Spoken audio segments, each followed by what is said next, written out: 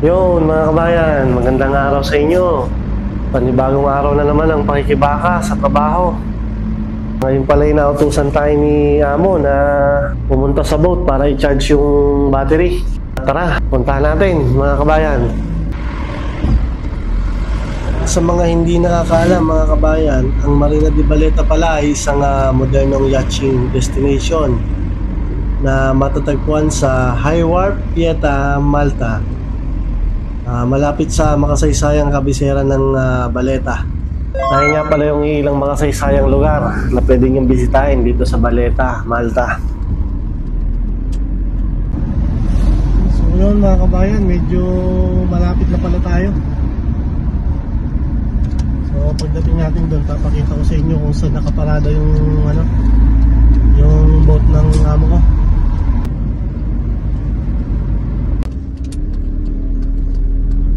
Bayan, dito na tayo.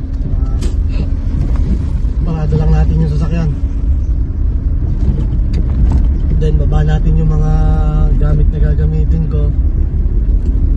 Then continue na tayo.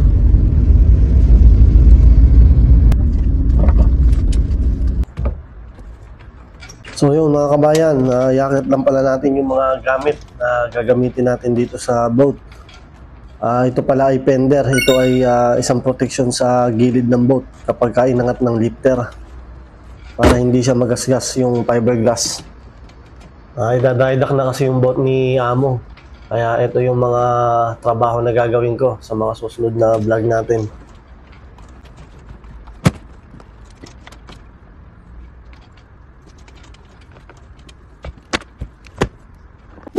So yun mga kabayan, pasok muna tayo sa loob.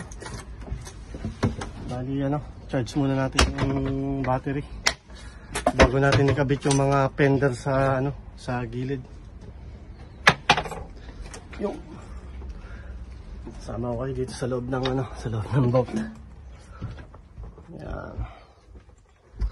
So bali pala charge natin yung battery. So ihitin lang natin to.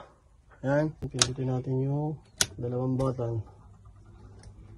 Ayan, okay. Tapos open natin yung mga switch dito sa ilalim para mag-charge lahat.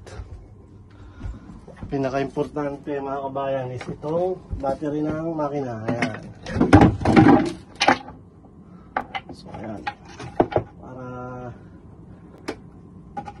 wala tayong problema pag i-start ng boat bukas. Ngayon tutor ko kayo dito. Konting tour muna tayo dito sa loob ng sa loob ng boat.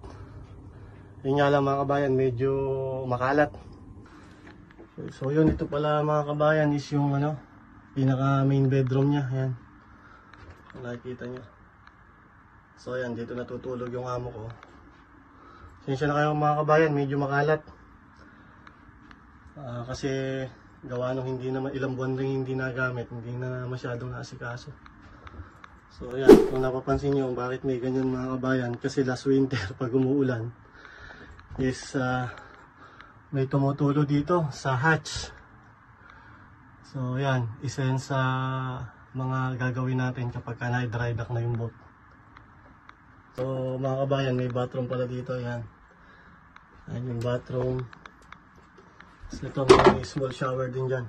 Ayan, paliguan. Okay. So dako naman tayo dito sa sa galley. Ito, meron ditong fridge and freezer. Ayan. Ito yung fridge natin. Then ito yung freezer para kung sakaling mag-boat ng a few days, hindi masisira yung mga pagkain natin dala. Meron din ditong microwave. Ayan, microwave. Tapos ito yung ating kalan. So bali yung tangke pala niyan mga kabayan nandun sa labas. So next time papakita ko sa inyo. So ito mga lagayan ng imbaka ng mga gamit, mga delata, kung ano-anong anik-anik. Siyan ito. Imbakan din na yan, mga pasta. Ayan. Ito naman sa kabilang side is mga tea, tsaka kape. Yan, nakikita nyo yan. Nescafe Classic. Ito naman sa kabila is ayan, mga plato, mangkok, baso, ayan. Ito naman mga kabayan is yung pinaka sink natin, hugasan ng mga pinggan, ayan. Bali ito palang ano na to, sink na to, may pump dyan mga kabayan para ma-drain mo yung tubig. So andito siya sa dyan siya sa ilalim. Ayan, yung red na yun, yun yung pinaka karagahan niya ng tubig. Okay.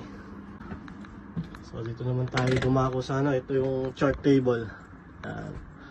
Kung saan yung mga gamit pagka nagbabiyahe, mga navigation, mga pindutan ng light, mga ilaw, ayan.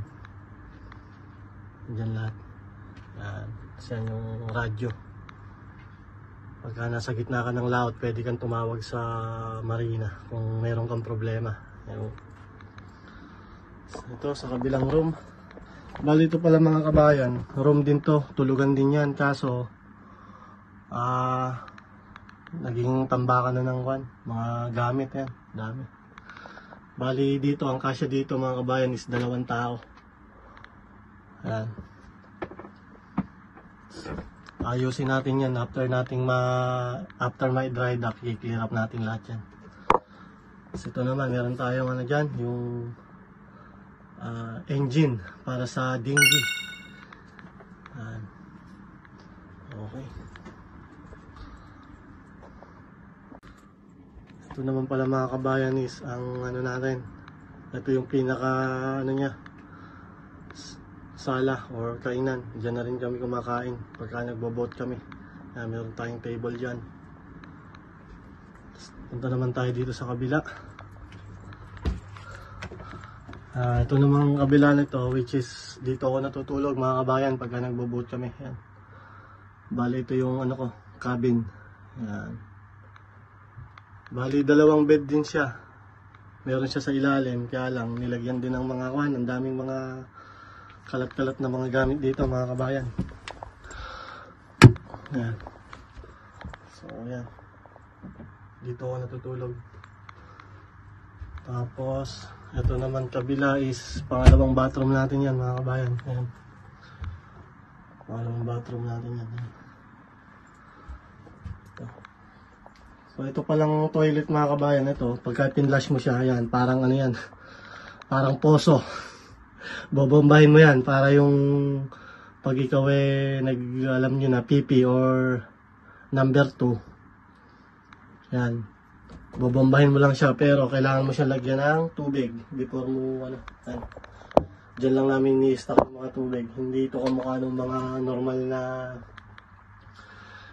Dito yung kamukha ng mga normal na toilet sa atin pagka nasa ano ka, sa land. Ito kailangan bombahin mo siya. So yun. May sink din tayo dito. Tapos ito yung shower. Ayan. Shower din dito. Tapos ito pala mga kabayan is ano. Ito ay may washing machine din dito. Ito, washing machine yan. Ayan, may washing machine tayo dyan. Pero ito kabayan, hindi ko alam kung gumagana pa to kasi medyo matagal na siyang hindi nagagamit. Gawa nga nung pagka nagbo-boat kami, maximum ano lang, 2 to 3 days. So yun. Okay. Tapos ito pala yung ano, kwarto ng amo kong babae yan. Dito siya natutulog. Meron siyang small sofa dito. Ayan. So ito yung pinaka main bedroom niya. So ito pala guys, mga ano na to, itong kulay blue na to. Bali ano yan, yan yung sail nung boat. Bali binaklas namin yan about a month ago. So kung mabigat siya, bigat buhatin, dito na lang namin muna inilagay. Dito namin siya pinadaan dyan sa bintana. Yan. Okay. So yun. Yan.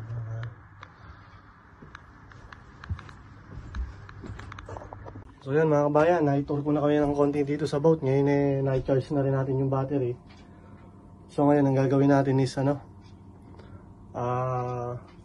akit na tayo sa taas, lock na natin to, and then kakabit ko yung mga fender dun sa gilid para bukas pagka i-dry dock siya, ready na. Sensya na kayo mga kabayan, para pa ako may pigsa sa ilan. Tinubuhan ako ng tigyawat. In love ako mga kabayan, in love ako kay Mrs. Ako'y kinikilig, bakit kayo lumalapit, ako'y nanginginig. So ayun. Okay, so tara, doon tayo sa labas mga kabayan, samahan nyo ako. So yun mga kabayan, kabit muna natin itong ito yung mga fender. Para pagka nilagay yung strap sa gilid, hindi siya magasgas. So yun, tara, kabit muna natin ito mga kabayan. Let's go!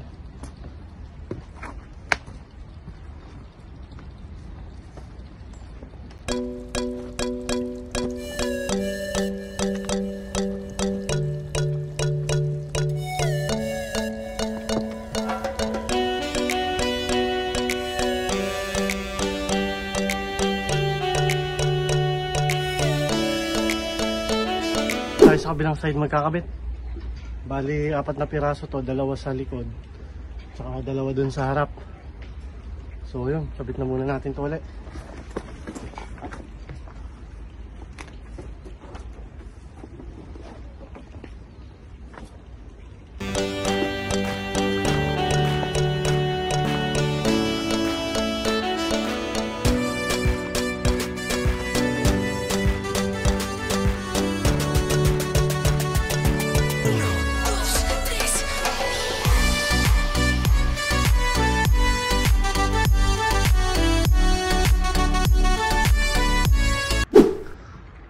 Okay, so yun mga kabayan, kabit natin yung nandito sa harap.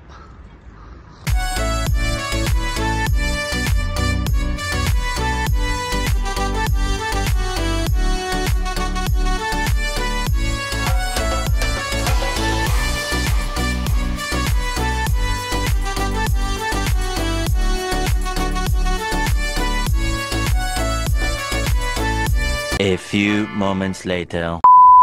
Okay. So yun mga kabayan, medyo tapos na tayo. Lilibot ko lang kayo ng konti dito sa sa marina. Para makita nyo.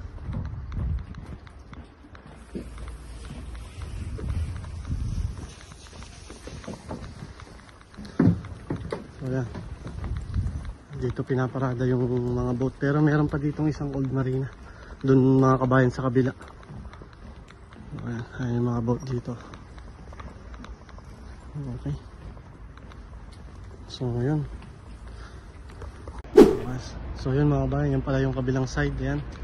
Hindi na tayo bababa dun sa baba.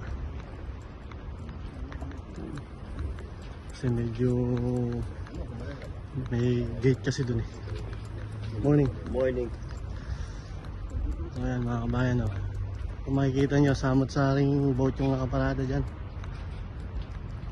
So yan.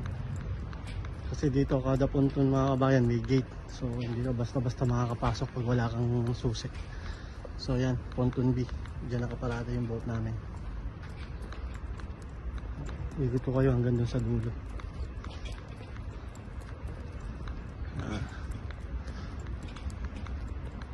Laki nung sail, laki nung power boat. Minsan mga kabayan may mas pumaparada ba dyan na mas malalaking power boat dito sa side na to. Ayan, kung nakikita nyo yan. Ayan yung boat namin, yung kulay blue.